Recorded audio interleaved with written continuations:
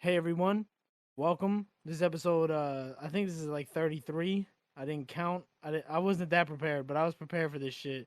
And yo, we're finally here with the homie Brett. I can't lie, this is a groundbreaking episode. We've been waiting on a guest. We've been waiting on to do this with somebody else for a while now. We got the homie Brett on Discord right now. He's recording this. And I can't lie, he had me nervous. I'm a type of guy where if you're 5 minutes early, you're on time, and if you're on time, you're late. And he had me nervous. He said he had something in his eye. He said his eye wasn't working. I got scared that this shit wasn't gonna work out. But he got on the Discord call. We're here right now. So what's good, Brett? How you doing, man? What's good? What's good? Yeah, dude, it was weird when I woke up. Just my eyes started hurting. Flushed out with the eye drop. We're good. It was because I It's was all paid good, bro. yesterday. I had spray paint, It's all good. mist, Jordan all that Coogan, you stuff. know what I'm saying? He's fighting through it. Yeah, Even yeah, when you face adversity, you don't become better as a player, you know? for real. But yo, I can't lie. This has been in the making for what, like a month, 2 months now? We've been talking for a while on Snapchat, you know what I mean? Of course, yeah, and it helps because we both have podcasts. We're both like, "Hey, what are you doing for this episode?" Or let's get a guest episode in. And it's pretty cool because we just bounce ideas back and forth off of each other. For a So while now too. I know. I'm pretty excited for this episode, dude. Cause I had my first ever guest episode a few weeks ago, and it felt pretty good. Now I got like a decent little setup, so I'm excited to get another guest episode in and maybe keep them in the rotation. Hopefully. That's great, man. That's great to hear. Now, if I don't want to make this weird, but if I remember correctly, when me and you were from the same small town. It's a small town in Kentucky. I'm not gonna dox nobody, but we came from the same place, man. We came from a very small town in Kentucky, and if I remember correctly, it's not that me and you had problems in high school, but we weren't the best of friends in high school, correct? Not really. I mean, I wouldn't say we were enemies, but definitely It not was a close. Definitely exactly. not close. It was a weird tension, and I can't lie. I was talking to somebody about this the other night, and I was like, "Man, I remember this dude from high school, and for some reason, I feel like I feel bad, even if that maybe is misguided. But it's like, man, I remember this dude, but I felt like me and you, man, if I remember correctly, me and you shared like a gym class or something, and we had this awkward like competitive tension." But then as years went on, me and you kind of became close in the past year and a half, year or two. And I consider you somebody very close in my circle. Now, I can't lie, man. If I'm being honest with you, this weekend, I almost canceled this. I almost texted you and be like, hey, man, my weekend was shit. My weekend was dog shit. To be honest, bro, I had a big fight with somebody I consider close to me in my life. And I almost canceled this, but I didn't. And the more I reflected on it, I was like, man, I'm going to be on the podcast with Brett this weekend. And this dude, as far as everybody knows, this dude is a motivation for me. As I feel like as much as I'm a motivation for you. When I started doing the pod, you were somebody that would give me feedback, and I kind of really went off that feedback for a while. So it's really cool to get on a conversation with you, especially because I feel like when we grew up together, in the same small town, we weren't really as close.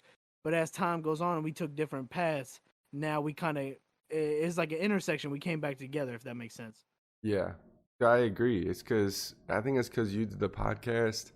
And I had been thinking about doing a podcast for a while, so I was like, you did it, and then you did it again, did it again, did it again, and you were so consistent with it. I was like, damn, that's so inspirational. Like he could do it, I can do it, you know? Like, because I've been struggling to try to find what it is I want to do, and the podcast for me is a nice way to just voice my opinion every week and get some of my thoughts out there because I feel like they're pretty valuable to most people and to my past self. So the guy that I was 4 years ago could have used the stuff that I'm talking about on my podcast, and I feel like there's a lot of other people in that same scenario. So that's why I chose to do it. Plus, when I saw yours, I was like, okay, so yeah, anybody could do this. I can do this too, you know? Like when you started doing it, I was like, okay, cool.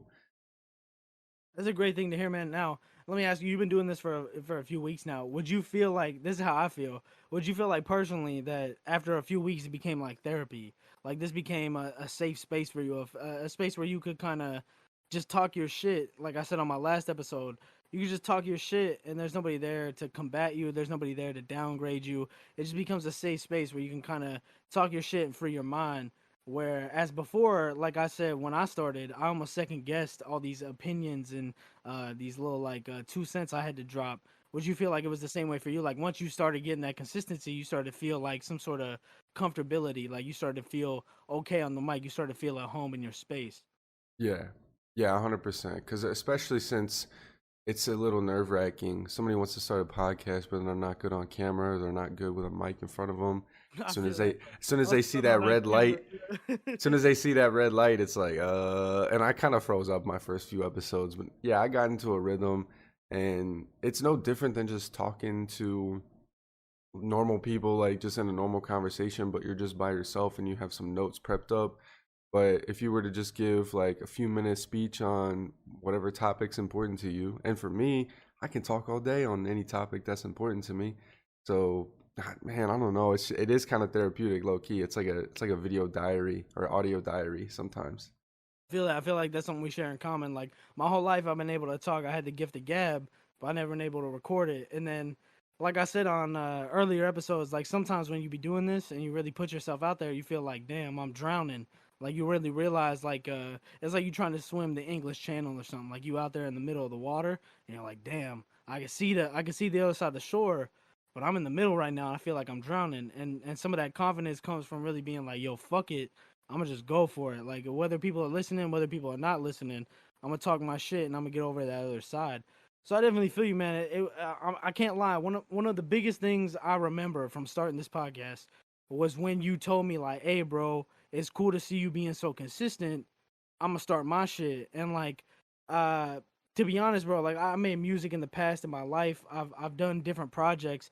When I started this podcast, it was really just to like be consistent. It was to do something for myself each week, day in and day out, and focus on a goal. And when I saw that that inspired somebody else, that was it for me. Like I consider this podcast a win no matter what. And I was talking to somebody else. I'm not gonna name no names, but I was talking to somebody else in my life, and I was like, yo, even if this dude's podcast, meaning you as that dude, if this dude's podcast supersedes mine, let's say he becomes more successful than me, I would still consider my podcast a win, even if it never goes nowhere. Because like if you look at it objectively, I was able to shine a light for somebody else. Not even like trying to give myself credit for your shit. You know what I mean? Just like I was Yeah. able to shine a light for somebody else to see like a way out the tunnel. You know what I mean? So even if I Uh, end up in the tunnel, it is what it is. I don't know if that sounds as bad as I think it does in my brain, but I just wanted you to know that like even if your shit overshines my shit, I think it's so cool. Like I still look back on that message you sent me like, "Hey, bro, I saw what you did. I see how consistent you are, and I hope I could be that." It's like, damn, I never thought I could do that for anybody in my entire life. So yeah, man, I definitely consider you close to my heart. You're definitely like a day one rider of the podcast, and it's great to get you on a phone call, man. I've been waiting for this shit for a while, and I'm glad that it worked out this morning. yeah. Dude, me too. It seriously, because it's more so I'm trying to figure out what kind of things I want to do, and the podcast is clicking so much for me right now. Even if I don't end up doing this for the foreseeable future, at least I can have this particular part of my life to do the podcast where it's something I enjoy so much. And then obviously that came from you, so shout out to you. But seriously, like watching you do it was just like, damn, that's so cool, you know? So for sure, and having a person that I personally know doing another podcast and we can kind of collab in that sense. I think that's really cool too. I feel like a lot of people wouldn't have that opportunity or wouldn't have those circumstances. So for that, I'm pretty grateful for sure. Especially since, like you said, day one with the podcast, you know, it's nice to have for sure. Right. Now, this is my last question about the podcast because this is kind of like the intro we talked about. It's like us both doing a podcast. Do you look at this podcast you started, like the Bullish Project? Do you look at that as like your first Lego? Do you look at that as your first building block? Like, even if the Bullish Project doesn't take off, do you look at it as something you could build a foundation upon? Do you look at it as like something you started that you could morph and maybe evolve like a Pokemon, like, you know, Squirtle to fucking Blastoise? Like, do you look at it as something you can evolve to a next project? Even if it doesn't blow up, do you look at that as like the start of a foundation for something else? I do. And this is actually a good question for me because I was thinking about this the other day, literally almost this exact question. So it's funny you mentioned that. It's like so weird. I was prepared, bro. I did my homework. I was ready to come So with the questions. exactly, yeah. So basically, the way I see it is even if this doesn't work out, of course it's gonna morph into something else. And the lessons that I'm gonna take from this podcast are basically gonna be, okay, well, what did I do right? and then how did it go wrong, just kind of analyze it basically. And for the most part, I'm this is my 11th episode, by the way, so I'm almost 3 months in, and you're what, more than 6 months in. You're like I'm seven, like eight now. 33. Yeah, it's almost like, Yeah. yeah, 8. Yeah. So yeah, you're definitely consistent, and I've seen episodes or listened to them rather where you were just like, man, I really don't feel like doing this. I didn't have too many notes written down. I'm just kind Oh, of for sure. rambling, Yeah. and I love that. Like I literally physically remember messaging you and be like, hey, that was a really good episode. And from your perspective, I'm not gonna say or take words out of your mouth or whatever, but from your perspective, I feel like you didn't really think the episode was that good. Oh no, And definitely. I I thought remember. it I was, specifically remember texting you yeah, like, "Hey, I shared this to 2 people. You're one of them because I know that you'll appreciate it. But I'm disappointed in this episode. I don't think it's good." And you messaged me with like the flip side of being like, "Yo, I think this is actually great. I think the transparency makes this a different thing than what you thought it was while recording it." So I can't yeah, lie, but you've definitely that's something else I wanted to get into. But yeah, you definitely touched on something I'm gonna get into later. But go ahead. I didn't want to of interrupt you. course. No, That's you're good. definitely You're good. true, bro. You have definitely messaged me when I'm at a low point and turned it into somewhat of a high point. So for sure. Yeah. And that's just me being genuine me too. Like that's just how I think about things.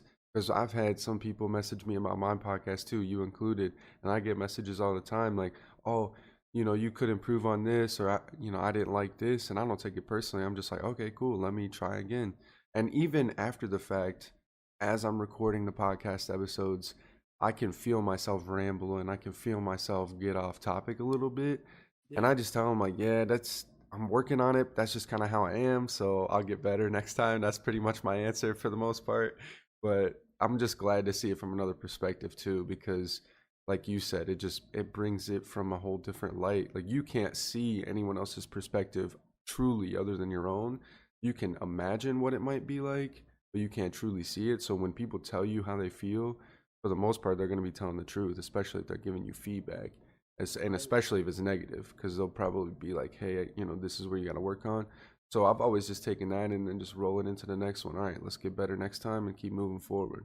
But for sure, dude, like if this doesn't work out, I feel like it's habit forming for the next part of my life where I can look back and be like, yeah, I was super consistent on this podcast. I was super just dedicated to it, like and if I can do that with anything else, then I can make it happen.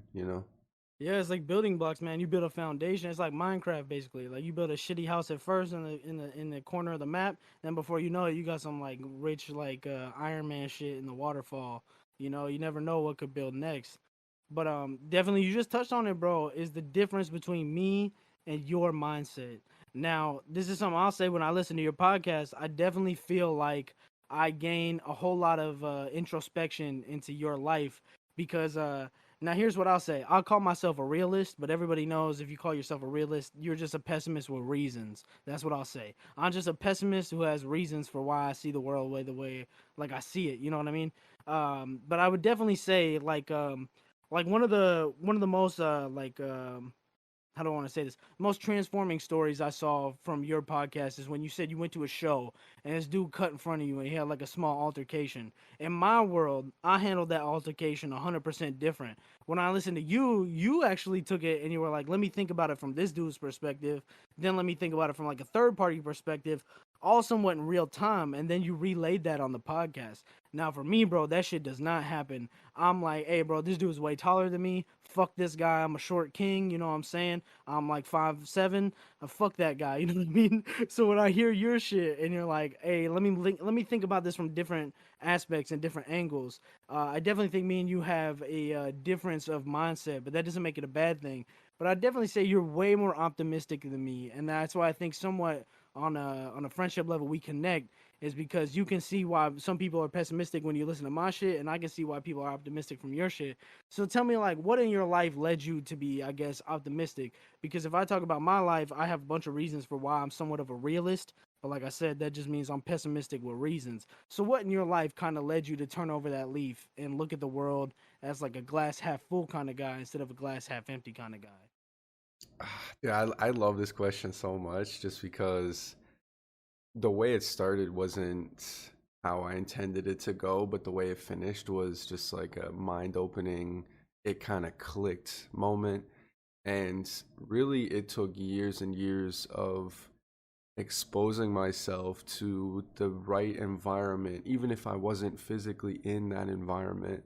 Let's say I live with somebody who's toxic, family, friends, roommate, Feel that? significant other, whatever, they're toxic. Yep. Even if I'm trying to leave that situation, I shouldn't judge myself for maybe not being ready because you got to find a place on your own. You got to find another place to stay. So if you're in that scenario, you can't physically leave that, but you can turn on YouTube. You can plug in some headphones or connect some headphones and tune into some people who are optimistic and have better circumstances, who see it on the other side, even if they don't have better circumstances. A lot of the people that I see who are the most optimistic and the most dedicated to their craft and just like workaholics are the most successful people for one, but those successful people have backstories that are most of the time not from good circumstances. Yeah, they're almost the So most down bad. I feel that. Like yeah. back when I used to So make music, I had a line like Steve Jobs in the garage. Like Steve Jobs was down bad in his garage, where he's like, "Fuck it, I'm gonna start a business in this garage." You know what I mean? exactly. And it's almost like when you have nothing, that's when you can start to build up from nothing.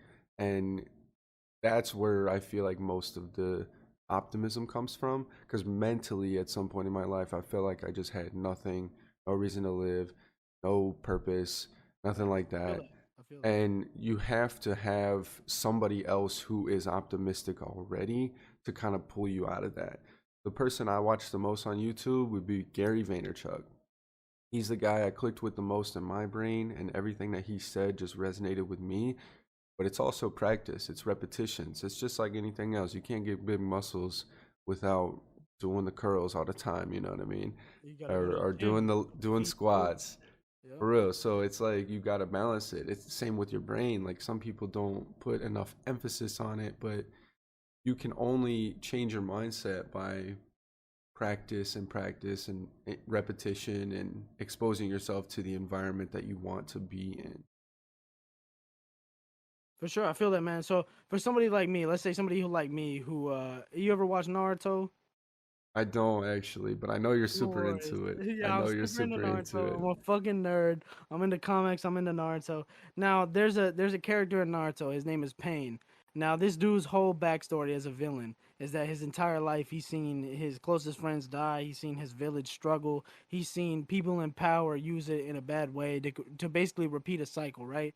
Now, to somebody like me who gets down, when I get in my feelings and I get upset, especially like I did this weekend, like I said at the beginning of this, I almost texted you and canceled this because I had a bad weekend. I had a fallout with a friend of mine, and it was not a fun time. For somebody like me who gets down in the depths, right? When you're in the depths like that, when you're down in the trenches, in the Mariana trenches of your mind, when you can't see the light, when you can't see no hope at the end of the tunnel, what brings you back out of that? What's the thing that brings that optimism? I guess like what keeps the fire burning? I guess that optimism fire you have. What keeps it burning at the lowest of lows, at the darkest of night? What keeps that going when you can't find a reason? What do you reflect on to keep that shit going? Normally, my go-to is being grateful, like as cheesy as it sounds, because Back to basics. Yeah, you back rely to on basics. fundamentals. Yeah. Because you'll notice that a lot of your worries, especially if they seem so large, when you turn it to being grateful and you're like, man, my mom's still in my life, my dad's still in my life, even if some of those items aren't true to you specifically, but like take those scenarios, like, man, it could be worse. I could be getting a phone call right now and my brother just got in a wreck and now he's got to go to the hospital. And if you can imagine yourself in that scenario, you're like, okay, literally drop everything, fuck work, fuck anything else I'm doing right now. I'm driving straight to the scene of the crash. I'm driving straight to the hospital. I'm literally turning my life off and focusing only on that. And that's a pretty scary moment. Nobody wants to be in that moment. And it's If going to I could happen to almost everybody interject right eventually. here, if I could almost interject, I don't mean to cut you off. No, you're What good. you're trying to say is that most of people's problems in this day and age are existential. They're not real problems. They're things we make up in our own head. So when you take it back to fundamentals, you start to realize what you really have and what you really come in contact with like 90% of your day. And 10% of that shit is you overthinking about shit that has nothing to do with you. So if you can take it back to fundamentals, you start to become grateful for what you really have. Is that what you're trying to Right. say? Basically. But I will say this to change one thing that you said. I feel like a lot of people can have legit real problems even if they're not huge problems. For sure. But at the same time, like even if you do have any one of those problems going on, you got to think about something bigger than you. Like I said, being grateful for what you have and just being like, okay, it could be so much worse. I couldn't have internet right now. My power could be out. I got access to clean showers, like basic stuff for sure. And then once you go back to that, you're like, okay, everything else seems very optional to worry about.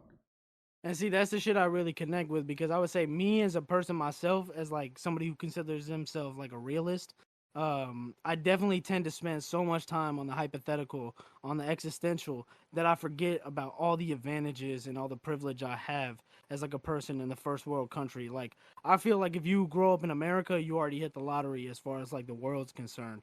And sometimes I feel like that shit gets lost in translation when you start thinking about existential problems and hypothetical questions that you could have and things you don't have that you want.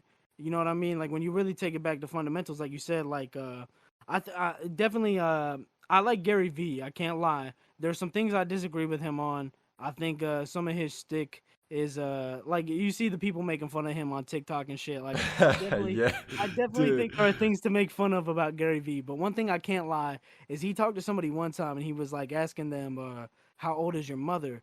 And they were like, yo, she's 60 something. And he was like, so if you want to take that down, how many times you see her a year? They're like 3 to 4. They're like, so if she lives to be 80, you have like another 10 to 12 times you're going to see your mom. And that person just froze. And when I heard that, I kind of froze too. I was like, damn, bro. Like when he puts it in perspective of like actual numbers and interactions of like how many times you're going to see the people you're close with, when you think about it in that aspect, it makes a lot of sense. So I'll definitely say I definitely see his side of it, but yeah, man, I'm definitely pessimistic. So when I hear people like you talk about it from a different angle, it definitely motivates me to try to not be so I guess like so much in my shell, you know what I mean? I'm very withdrawn and I try not to get involved. So when I hear like definitely right even right now on this call right now, man, hearing you talk about that shit, it really like it gives me a feeling of like hope, you know? And sometimes I don't see the light at the end of the tunnel. So hearing guys like you try to, talk about self-improvement and talk about seeing the light at the end of the tunnel, it definitely brings people like me out of that darkness and I definitely feel like sometimes I could be a reality check for people, but I definitely struggle being a contrarian, if you know what that means. Like I always try to play devil's advocate, and it's not always good, but it's just who I am as a person. You know what I mean? Of course. And nah, it's like I used to be like that too, so I know how it is on the other side of it. And it just takes a lot of work to be able to, like you said, have those building blocks and you just gotta keep going. But like I said, if you just relate it back to what you just said, like literally Gary Vee's talking about, oh, you got 12 more times to see your mom, like put that in perspective for sure. That's why it's like I think about those things and then I just put my head back down and get to work and try to squeeze as much juice out of this life that we call lemons or whatever it is, I feel lemons that. that we call life, whatever that freaking 100%, thing is. bro. No, I So feel I'm that, just bro. like, I'm just trying to get my juice and then, help other people. I'm at it. That's it. And I feel that I'll also say like one thing that Gary Vee has said that I have to tell myself daily is that you have time. And people make fun of him for it, but like my whole life when I turned like 24, I was like I'm too old. I can't do anything. I'm done. My life is over. I'm about to turn 25 in a month. My life is over. I can't do anything. I'm past my prime. That's not true at all. And that's what I really respect about Gary Vee is he tells people, you have time. You have time to be successful. You can play the game. And there's a person in my life that I had this conversation with about like making music. I tell this person I'm like, there's a rapper named Yellow Wolf. I don't know if you listen to him, but Yellow Wolf didn't drop his first album till he was like 28 years old. He didn't blow up till he was like 32. So you have to put it in perspective. Like I think, and this is something I want to get into in a few minutes. Is like social media kind of messed up the averages. A bunch of people are getting famous while they're in high school, and if you feel like you're 20 something years old, you're past your prime because you're not 26 and blowing up on TikTok. You know what I mean? So that's something I have to remind myself when I hear Gary Vee is that I do have time. I'm not too past my prime. And even if I didn't make it in my 20s, I can make it in my 30s. If I didn't make it in my 30s, I can make it in my 40s. So it is what it is. I definitely try to keep an open mind, but it's something I definitely have to remind myself a lot. And when I hear somebody like Gary Vee who actually did it, like I wouldn't say he wasted his 20s at all. That's definitely not true. But somebody who like had his different, he had his focus in a different area during his 20s, to where in his 30s he could succeed. So when I hear somebody actually talk about what they went through, I definitely respect that. Like I actually like a lot of what Gary Vee says. There's just certain quirks like I have issues with. But I wanted you touched on it a little bit. We've talked about this before. Same like difference with our mindset. You kind of see social media as like kind of like a giant like universe, so to speak. You think you could be anything and anywhere, and sometimes I see that shit as like a toxic black hole. Now you've mentioned on your podcast and even between us as DMs, like in personal conversations, you've mentioned that you used to see social media a different way, kind of like how I see it, like a toxic, black hole and a cesspool of like shitty ideas. What was the catalyst to break you out of that mindset and kind of put you onto a new wave of social media? So part of that was Gary Vee for sure, because I exposed myself to a lot of his ideology or his viewpoints or whatever. But most of it was at some point I started to realize that the people I was hanging around the most when I was in that prior mindset were feeding me the opinions that I just took as my own because I didn't really know what else to believe because I was naive, for one. But two, since I was in such a dark mental place, I didn't have the self confidence to have my own opinion. So my opinion shined the most when I exposed myself to Gary Vee because that's how I truly think about things. I remember when I was younger, I'd go to a friend's get together or a family function, and I'd leave that function and hear all of the chit chat about, oh, this person did this person did this, and I'm like, I just went there and had the time of my life with my family, and then I leave, and then people are chatting about the negatives about it. So that sort of became my viewpoint after a while of just being exposed to it for so long. And the same thing happened with social media, especially the older generation. They really don't like it for the most part, unless you're like Elon Musk or Jeff Bezos, who like started the most successful companies in the world. They love social media because they can, use it for advertising and stuff. But for me, it was like once I started to just get rid of the clouds of other people's opinions and then just turn all of those off, then I could start to see life the way I wanted to see it. And I started to build the confidence up to have my own opinion about it. And naturally, I just had that opinion about it because I just turned off everyone else's opinions. And then none of it mattered to me anymore. I could use social media for what I wanted to use it for, and scroll through videos and, oh my god, that's funny, I love that, hit like. I turn off the FOMO, I turn off all of the other judgment and everyone else's opinions. I just don't care anymore. Like if you're like what you said, if you're 20 something, 21 or whatever, and you blew up on TikTok when you were 18, 19, and you're like hitting the peak of your success right now, 2021, getting a lot of partnerships and stuff. And I'm 25, well, I'm 24, but I'm about to be 25. When I look at that, my viewpoint is gonna be, oh, okay, cool, they're successful, nice. That's just what they do. That's not what I do. You know what I mean? Like that's not me. I'm not gonna try to be successful on TikTok because I don't want to be. And not only that, I'm not made for that. I'm just who I am, and I Good could be point. the most successful at who I am and what I'm supposed to be, and I don't need to worry about what everyone else is doing. You know what I mean? It's a very good point, man. I see the way you're saying it as like almost like you are the company you keep. So if you keep better company, you have a different mindset. You keep a better mental image about how all this shit works. But I definitely agree, man. I had a conversation with a friend of mine who was like kind of upset that they haven't done the things they wanted to do in life. And I'm like, well, listen, the 18-year-old version of you might not want it as bad as the 24-year-old version of you. Like me personally, I could speak to that. If 18-year-old me blew up on TikTok, he has no career. He has no longevity. He's too hot headed. He's too emotional. But the 25-year-old me, he has wisdom. He has insight. He has introspection. He can think about things in an objective mind state instead of just being so first person about everything and taking everything personal. So I definitely agree with what you said at the end of that of like that's not the person I want to be. That's not the avenue I want to go down. And definitely, like you said, like you are the company you keep. If you keep people around you who are gonna frame everything a certain way, you're also gonna think that same way. Now, here's what I would say. I would definitely consider myself somewhat of an independent thinker.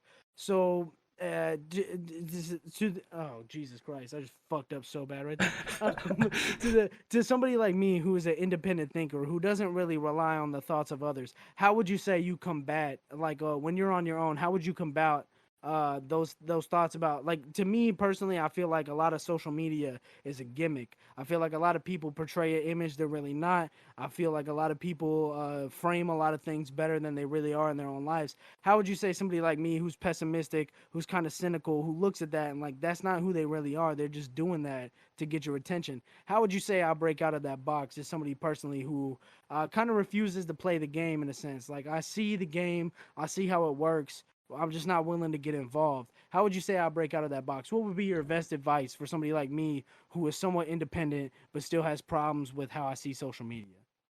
I think the biggest thing is I think it's a gift to see through that stuff, but maybe just switch it just a little bit, because if you can see through it, then you can see how that person truly is on the other side of the camera when they're posting stuff. And really, truly, disclaimer, obviously you don't really know what's going on in their life, so whatever, Fair just leave enough. that Fair alone. enough. Yeah. But you can Not kind of financial see, advice. like, yeah, it's like, yeah, exactly. But it's like disclaim, you know what I mean? Because it's I like, feel you. obviously we're not here to judge people, but if you can see something from somebody else's perspective, even if you're right or wrong, but even if you can kind of see the way it's going, and they're just posting it just to get like a big head, like if you're a buff dude and you're just posting shirtless pics, like obviously you're doing that for attention. That's how most people would think about it. For me, I just think that that's what they do so much, to where they post it because that's what they're basically a professional at, and they're trying to monetize it, which is what everybody's trying to do, make a living, right? But I think the most important thing, especially if you can tell like they're just doing it for attention or whatever, is that's on them. And I feel like most people try to make everyone else's problems their problem. And I don't know why, because I mean, I used to do that myself, but now that I'm on the other side of it, I'm just like, why?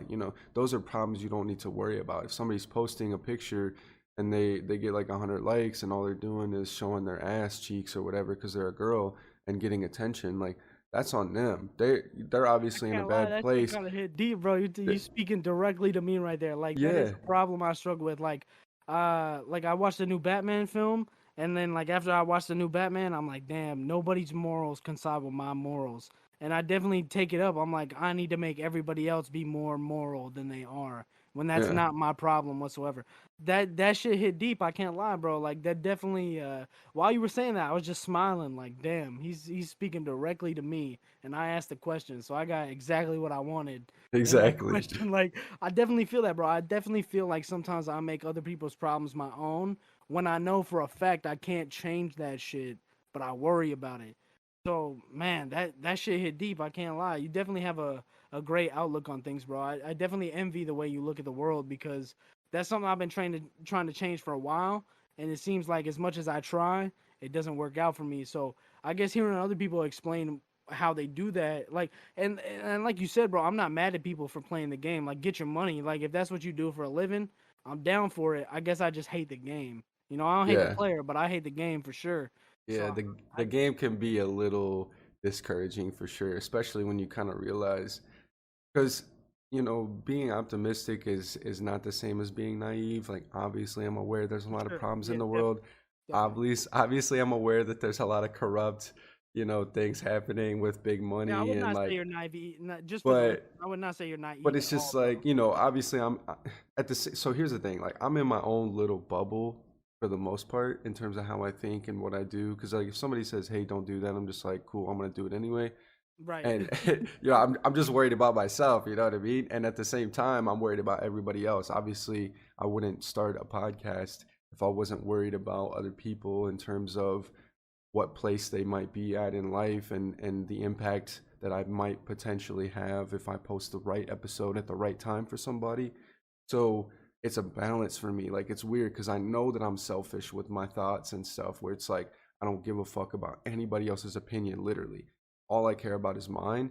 but at the same time, I care about their opinions enough to want to post content that caters to them because, like I said, that was me 4 years ago who wanted that content and didn't have it. So it's a weird balance, you know what I mean? Like, That's what I was about to say. It's a tightrope for sure. Like you try to balance it the best you can, but you definitely have to be selfish at times. And this is what I had a conversation with a friend of mine like a week ago, where he was like telling me like, you're allowed to play the game too, right? And that's something I'm trying to learn in my personal life is I'm allowed to participate. I'm allowed to play this game just like everybody else is.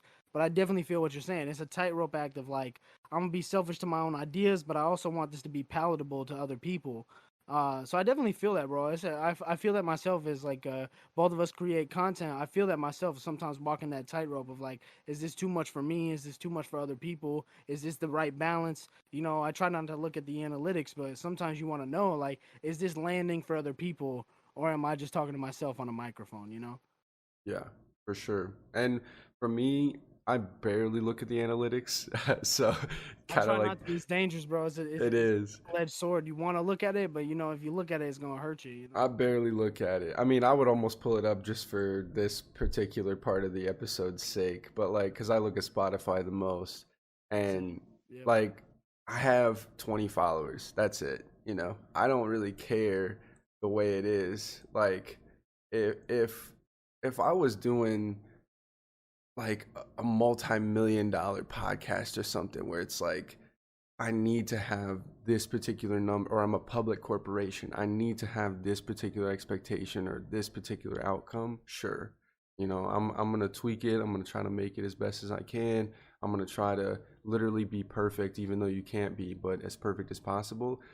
But that's the thing. I'm not. There's literally no pressure for a guy like me who's just starting and getting his feet wet and trying to change a few things here and there. Like, I'll be honest, I'm doing this YouTube version of my podcast, and I have like two little side, I have like my camera, and then I have like your bits where you talk, it like lights up green or whatever on Discord.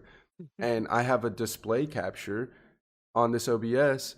So when I check my analytics just now, that display capture went away, and it's like this zoomed in piece of website that you can barely make out. And then I switched it back real quick because I realized I messed up. It's just things like that. There's zero expectation for me to perform at a high level because I'm not there yet.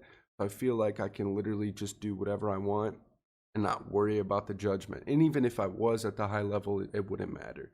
But the analytics and all that, and constantly worrying about what other people think, it's a trap for sure. It's tough because sometimes you just think, you sit there and you think about all of those thoughts, and you literally can't get out of it. It feels like a trap. But I promise, like, if you could redirect your attention to everything else that isn't that, it's like a whole new world.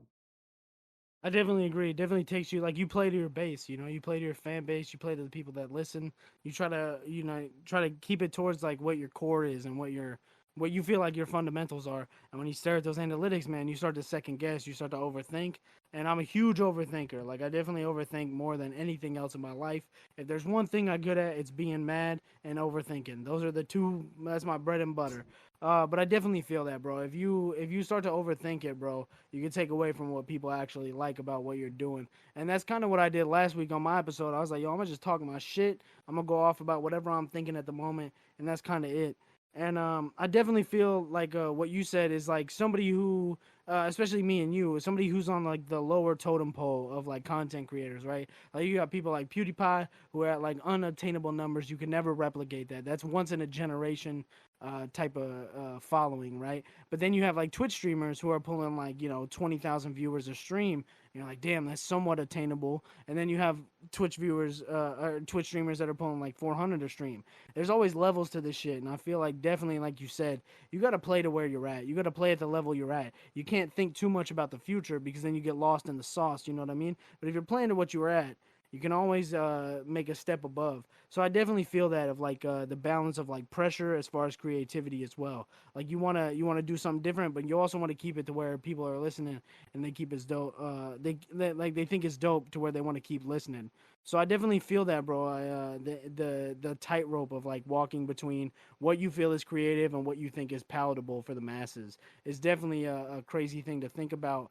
And I would argue that like you should not think about it in the moment. It's the worst thing you can think about. You just got to go into each episode as like you're swimming across the pool. You just got to get to the other side. You can't think. You just got to go.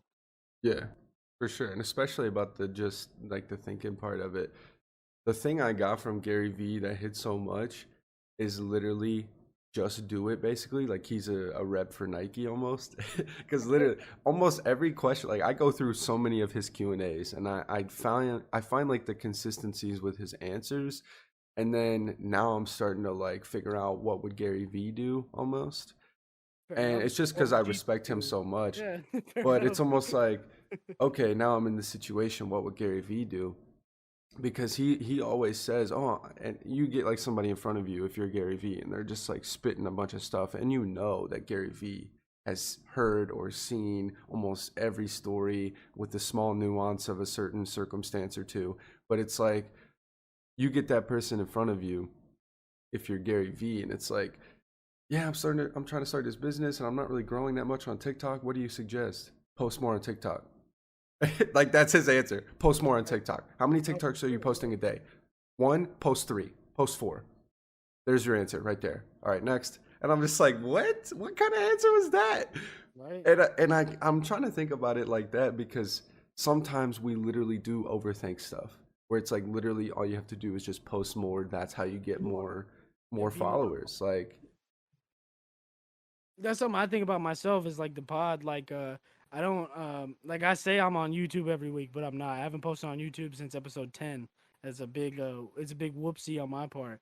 But that's something I think about all the time. Is like I didn't download Tik. I swear to God, bro, I'm being honest. I didn't download TikTok until like a week and a half ago. Until one of my homies convinced me to download it. And I remember Gary Vee talking about some shit like that. He's like, if you're not downloading it just out of some like wild conviction or some crazy thought you have, you're missing out on an audience. So now I'm teaching myself how to work with algorithms, how to edit clips out of my podcast and try to get a nice soundbite for something on TikTok. Like if you're not doing enough, do more, and if you're doing more and it's still not working, try something different. So I definitely feel that go through the chalkboard of how it works for you, and I definitely feel that of like you said, like how it kind of clicked for you. Like, oh, if you're posting one, post three. If you're posting three, post six. If that doesn't work, try different hashtags. Try different subject matter. Try different things. Throw it all at the wall. Something's gonna stick. 100% something will stick. One of my favorite quotes I've ever heard came from a Logic album. I can't remember the guy's name. I'm blanking out because I brought it up and now I forgot about it. I think his name is Alan Watts. I think I just remembered it. His name is Alan Watts. He's like a British philosopher or something like that. He basically said, if there's something you're interested in, there are tons of other people who are interested in it. If you have a hobby or you have a passion about something, there's other people who have a hobby and they're passionate about it as well. So if you just keep doing it, eventually you're gonna get that fan base. You're gonna get those people to come around, and they might not like it, they might not love it, but you can take that initial kind of look at what you're doing and you can branch that into something else. So I definitely agree with how you take his advice is definitely do more, and if you're doing more and it's still not working, try different and then do more again.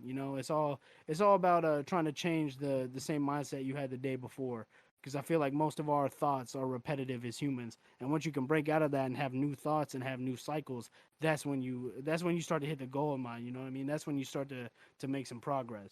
of course, definitely, dude. And it's like, I want to touch on this too because this made me think of it. But because I'm going back to the environment thing, like your environment matters a lot. But if you're working with the general public, man, you see some shit that like what makes you want to just pound your head into the counter. Telling you, bro. And we've both worked retail for I don't know how long. I've been in retail or food service or some sort of customer Man, I've been service working all retail my since I was life. 14. Yeah, I feel it. So part of it is that too, because when you're trying to do something else that's way different than that, you have to navigate the waters as uncharted to where you literally have to learn everything from scratch. So learning the algorithm and learning all that stuff is not going to be instant. And I think most people just give up because they don't know everything right away. I'm guilty of that too. Like sometimes if I tried to play a Same up. guitar and I bought a guitar and I started playing it for a few days and then I pick it up like once a week for a few months and I still couldn't grasp it. I'm like, man, this sucks. Like I just want to be good at it. And I kind of put it down. I haven't revisited it yet. And one day I'll get the motivation enough to You be just good get at the guitar, discouraged. I but feel that. Yeah, you get yeah, just get discouraged. discouraged. I think that's the biggest thing. If you have something that you love so much, then you'll find a way to do however you picture it in your brain, you'll find a way to do that for sure. But with the retail thing, where I was going with that is our environments are so based on how other people talk and stuff. I feel like I can get myself down about some people when they're like they come in and they're angry, and then it just makes my day terrible. And I'm like, man, I love this job. Sometimes if it's good, like you get I good feel that, bro. people, Feel but that. then I just like, man, I hate this job sometimes because you get people that come in and they're just terrible. And I know you've seen that, dude. Like I had this customer come in, and again, I'm not gonna name where I work just because that'd be a whole lawsuit, but Yeah, for sure. it's like you get this customer that comes in, and it was just so funny. This happened a few days ago. One of the managers I used to work with came back to our store to fill in for somebody, Okay. and it's the first time we worked together in a while. I had just got to the floor like within 20-30 minutes of me being there, and I think I went to the bathroom or something, but I came back out, and The the bane of my only thing I existence. hear is this manager going at it with this customer on the other side of the counter. And I'm just like standing behind him listening. And she's just going crazy. Like, I'm not going to say it. This company sucks. Like, I can't stand this. Like, this is terrible. And I'm just like, holy cow, what happened to you? Like, what's going on? You know, and it's like for me, I don't know enough about her day to really judge her. But she's coming at this manager like so crazy, and it's like, why? She's literally like personal digs and everything. This is why I'm leaving. I can't do this I'm anymore. saying these people come in, they look for a problem. They come I in and they want a know. problem. And they poke and they poke and they poke, and then if you poke back, it flips the whole dynamic. I'm telling you, like going to the bathroom is one of the banes of my existence at my job. There's been 2 or 3 times now where I put a sign up on the door. I work by myself at a gas station, so I gotta lock the doors. I put a sign up. I come back. Somebody's got a problem that I went to the bathroom. They are upset. They're saying my job is to serve the public. I'm like, yeah, but like you've worked a job before, right? Like you've had to take a shit, you've had to take a piss. You go to the bathroom, you come back, and somebody's mad at you already. They're mad that they weren't allowed to come in and buy their cigarettes, whatever the case may be. I feel it, bro. These people come in and they look for problems. They're already ready to go because I would argue that because we live in a first world country, we don't have a whole lot of problems here. So as a consumer, if you can't get what you want when you want it, that's a problem. That person needs to be punished. They need to be they need to be Yeah, accosted at their job. They need to be accosted in front of everybody and say that you didn't do what I wanted you to do it when I did it. So that's why I'm yelling at you. I feel you, bro. And you walk for up on these real. situations and you're like, what's going on here? I think about that more than anything in my day-to-day life in my job. Like, what are we doing here? What's going on? Like, what For are we real. upset about here? And Who's doing the what? what's funny is that lady, because the manager can only take so much. She poked the bear one too many times, and he folded up her bill and then handed it back to her and said, "Okay, have a nice day. I'm not helping you anymore." And her tone changed so quick, dude. It was like a toddler. Like as soon as you say, "Okay, give me the toy. You can't play with it no more." She didn't start having a tantrum. It was more like, "Oh, I'm sorry. I'll be good now. I'll be good." And she Yep. was like, "Somebody please help me change this pin number. I just need it changed, please, please." And everybody, like there's 3 or 4 reps that are available at the same time. They kind of walk a little closer, and they were like, "Nope, sorry, we're not helping you." And there was Too late. another rep who was helping a customer on the other side of the store. He literally walked over and was like, "Maybe you should learn how to talk to people." Like, That ass, you know, bro. I'm telling you. Like, I've had people and do what's that at my crazy to job. me, what's baffling is like they'll come into our location and our place of work expecting our help, yet they want to dog us. Like, do you really think, Yeah. like, obviously it's our job, but do you really think that we're gonna do what we're supposed to do for our jobs to somebody who's treating us like that? No, we're freaking humans. Like, why would we help somebody who's just dogging us all the time? A And it's bunch of like, people have said we're the only people that can help you. So why are you like pissing us off? Like, we're exactly. the only people who can help you. So why do you piss us off? I don't get that. A bunch of people have said this, bro. It's COVID. COVID fucked everything up for human beings. People sat in their houses for over a year, right? Then they came out and they're like, "You work for me." I like they think that the businesses lost money, so they think I like this is how I view it, right? These people came out of hibernation and they're like, you work for me. I am a customer. I'm serving this business that was closed for a year. So if you don't service me to 100% of what I think customer service is, I'm gonna be upset. So they come in already looking for a problem, like you work for them. And I feel that at my job, bro. I had to call the cops like literally just last week. Shout out to the plug for my own podcast. Shout to Just the last week, bro. podcast, right? Just last week, bro, I had somebody standing in my fucking gas station, and they're like, "I'm not leaving. You can call the cops." I was like, "Okay, I'll call the cops if that's what you want." Like, shout out to this guy. He is the 1% of people who say call the cops and stayed to talk to the cops. Most people say call the cops and they dip. This guy was like, "No, I'm gonna stand at the counter," and he demanded after like accosting me and telling me I was a fucking idiot and telling me that I was bad at my job and this and that. After all that, he's like, I need a lighter. I need some matches so I can smoke my cigarette. I was like, bro, you're not getting nothing. You're not getting anything. He's like, you're refusing me service? I was like, yes, I am refusing you service. I have the right to refuse service to anybody I see fit. And you are now in that demographic. I'm refusing you service. So I had to call the cops just so this dude could leave because he's like, no, I'm entitled to stand here and you need to give me a lighter because I said so. It's like, no, that's not how this works. So I definitely feel what you're saying, bro. These people come in looking for problems, and it's because and I would argue that this lady, I don't know her, but I would argue that this lady in your store was also older. She's in the older demographic of people. Like she's getting social security checks. You know, she's she's That's definitely correct, by the way. that's what I'm saying, I don't bro. know anything about her income situation, but she was That's definitely what I'm older. saying. She's in the social security bracket, and she's like, "No, these people need to serve me. This is an atrocity. I have been wronged. I need somebody to come here and right this situation." And then when you don't give it to them, they're like, "No, please, like you said, I'll be good. I promise, I'll follow the rules." It's like that's too late. You broke the rules. You broke the social norms. You out of here. Yeah. Go grab some wood. You know. And what's Um, crazy is somebody who's changing their mindset that's that quick in that scenario knows they're doing something wrong. And exactly. then as soon as you've had enough, they want to switch it to, make sure that you help them. No, you knew what you Want were that doing. sympathy. Yeah. And at the same time, like part of my mindset is like, okay, well, I really don't know what's going on with this lady. She might have some really bad times going on. But at the same time, in that moment, I'm also emotional sometimes. So like I feel and that, bro. not all the Preaching to the time, choir. I am an but it's like emotional fucking human being. and because I didn't have any horse in the race either, it was like that wasn't even my situation, so I didn't care. But as soon as she Yeah. looked at me, she was like, "Oh my god, can you help me, please?" I was like, "No, I cannot." Actually, I just went I on said, lunch. "If you're gonna Yeah. treat me, if you're gonna treat me like you just treated him, definitely not." Yeah, and he's like, and I we just actually don't kicked her even out of the work here. store. I just quit.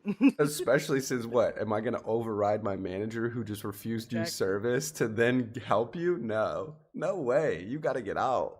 It's the Sorry. biggest get out of jail free card I have working in the middle of the night is that there's no manager. I'm like, if you want to speak to a manager, you need to come back at 4:30 in the morning. And they're like, I'm not coming back. I'm like, well, looks like you're not talking to a manager. And like maybe sometimes I play that up too much, but most of the time I'm like, this is a get out of jail free card. You want a manager?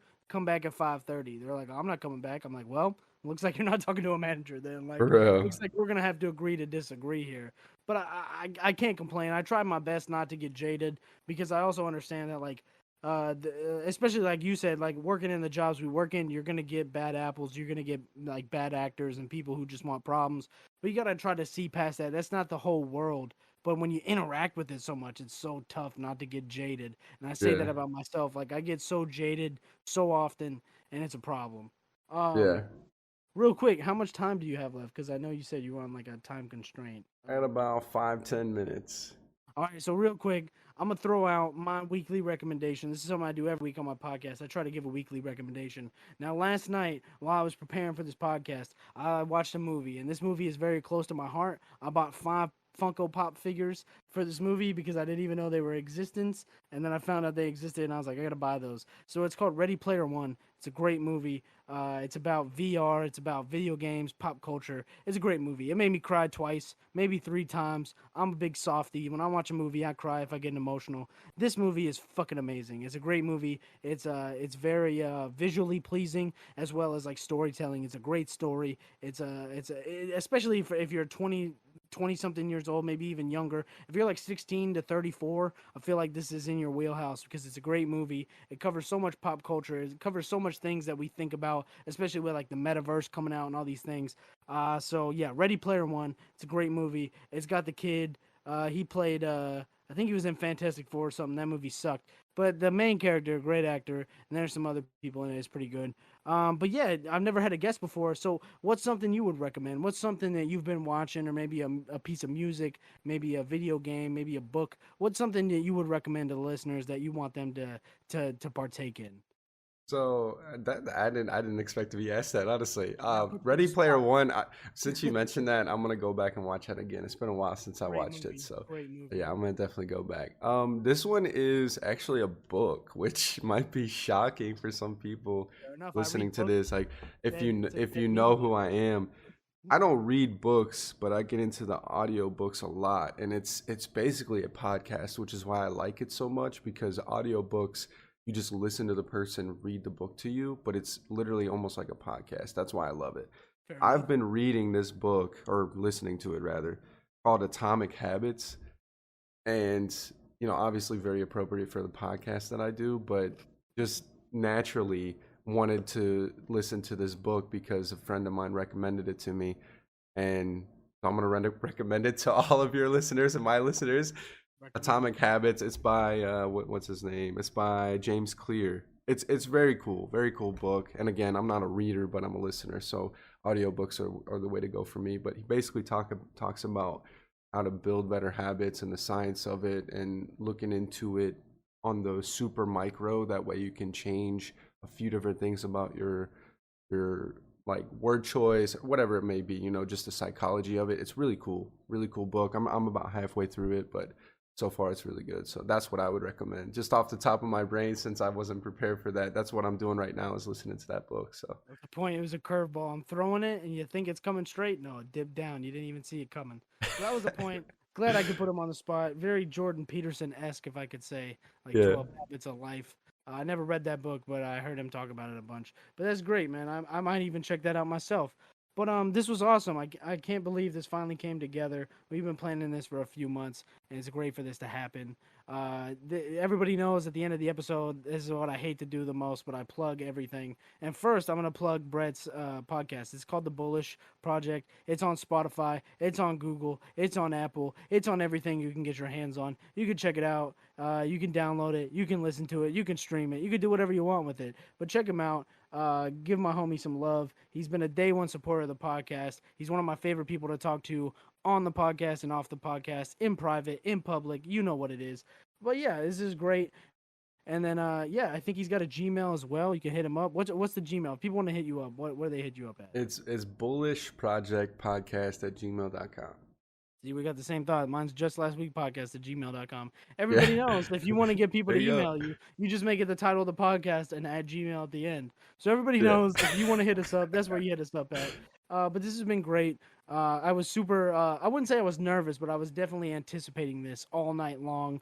I've been up all night. I was preparing for this. Can't lie, had a few drinks before this. So I definitely am caffeinated and alcoholed up during this podcast. Nice. But I think this went great. I think we asked each other questions. I think we led the conversations in a great way. I think we had a decent back and forth. Hopefully your listeners love this. Hopefully my listeners love this. Hopefully in the future we have more episodes. Hopefully in the future we have an in-person episode. That'd be great. I don't have a camera. You got cameras. You're way more technically advanced than I am. So this was great, man. I definitely enjoyed this. If I missed any plugs, go ahead and plug your podcast, bro. If I missed anything, go ahead and throw it out there. Yeah, no worries. I got a Instagram that I try to post on a lot, so that would be my plug. Follow the Instagram. It's just at Bullish Project. Super simple. Obviously, the title of the podcast. But I try to just take clips of the podcasts. Anything that's important. I've been slacking off lately, but anything that's important, anything that might stick with the general public. That's just like a short 15, 30, 60-second clip that I can put in there. So follow the Instagram for sure. Because if you're looking for some shorter clips that is not the full podcast, you can get some highlight reels essentially over there. So Like I said last week, go out, find somebody in traffic, make them roll down their window, and tell them to fucking follow that shit. Make them get on that Instagram and follow it.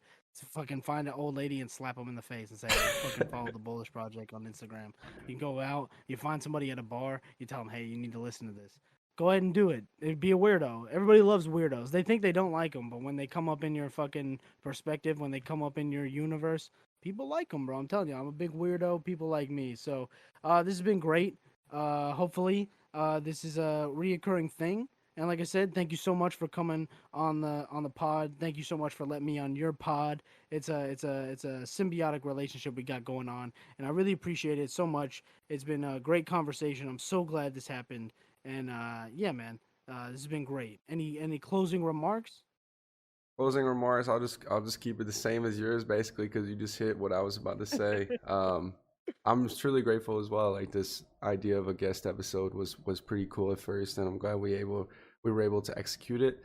And I'm definitely looking forward to like a part two or a second episode in the next month or so. We'll gather some more topics and revisit it. I'm pretty excited for that for sure. But for now, we got to say goodbye. So until next time, we'll see you later. Peace out.